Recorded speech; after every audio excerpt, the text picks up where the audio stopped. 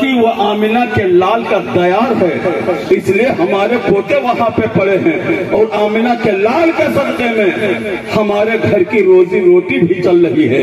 حضرات، تو وہ انمول دولت جو یہ تمامی اولادیں کھو چکی ہیں، اگرچہ وہ کچھ نہیں کرتے تھے لیکن کم سے کم اتنا تو تھا کہ وہ اپنے بوڑھے اور نازک ہاتھوں کو اٹھا کر کے رب کی بارگاہ میں اپنی اولادوں کے لیے دعائیں تو کیا کرتے تھے۔ گھر کا کوئی چوکیدار نہیں ہوتا تھا لیکن آپ کو وشواس ہوتا تھا، یقین تھا، آپ کو اعتماد تھا، ہم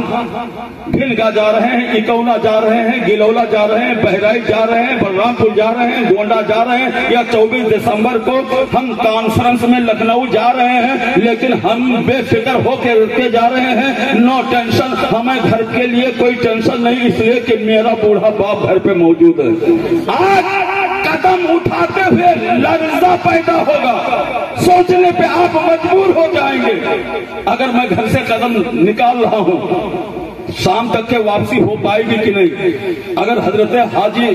الحاج قاری عطا محمد صاحب قبلہ کہنے لگے نہیں، آج آپ کو رکنا ہوگا، 35 سالوں کے بعد آپ کا آنا ہوا ہے، ہم جانے نہیں دیں گے، تو کہنے پہ مجبور ہو جائیں گے جناب برساتی صاحب۔ بھائی صاحب، آپ کو معلوم ہے ابھی تک میرا باپ تھا، ابھی تک میرا نگہبان تھا، ابھی تک باپ کا سایہ سر پہ موجود تھا، اب میں بے سہارا ہوں، میرے گھر کی نگہبانی کرنے والا کوئی نہیں، میرے گھر کی چوکیداری کرنے والا کوئی نہیں ہے، لہذا اب مجھے جانے دو۔ حضرات، اب باپ کے انتقال کے بعد میں جناب برساتی صاحب کی بہنیں ہیں، وسیم صاحب کی بہنیں ہیں، اولاد حسین کی بہنیں ہیں، یہ وہ بہنیں ہیں، اللہ کی قسم جب آپ چھوٹے چھوٹے تھے تب یہی بہنیں وہ تھے کہ یہ بھوکے رہ کر کے اپنے بھیا کو کھانا کھلایا کرتی تھی، یہ وہ بہنیں ہیں کہ جو آپ کے کپڑے کو دھویا کرتی تھی، یہ وہ بہنیں ہیں جو آپ کے لیے چرا کر کے کھانے کو رکھ دیا کرتی تھی، بیٹیا جا کے کھانا کھا لے، ہاں ابا میں نے کھا لیا ہے، ماں کہتی تھی بیٹی جا کے کھانا کھا لے، لیکن وہ جھوٹ بول کر کے میرا بھائی کیا کھائے گا، اگر میں کھا لوں گی تو میرا بھائی کا حصہ مار جائے گا۔ وہ بہنیں آج وہ بھی بغیر باپ کے سہارا کی ہو گئی ہیں۔ آپ بھائی ہو نا، اب باپ کا رول بھی آپ کو ادا کرنا ہے، بھائی بن کر کے بھی حق ادا کرنا ہے۔ یہ نہیں کہ باپ کے جانے کے بعد وہ بچیاں احساس کمتری کا شکار ہو جائیں، جب تک کہ باپ تھا تب تک میں کیا تھا، جب تک کہ باپ تھا جب تک کہ نैہر تھا،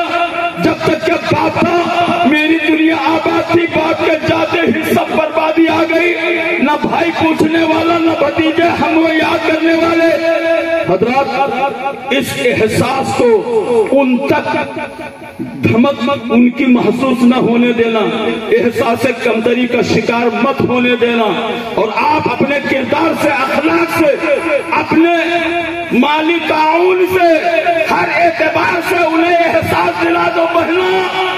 باپ گیا ہے لیکن تیرا بھائی ابھی زندہ ہے، ہم باپ کی کمی محسوس نہیں ہونے دیں گے،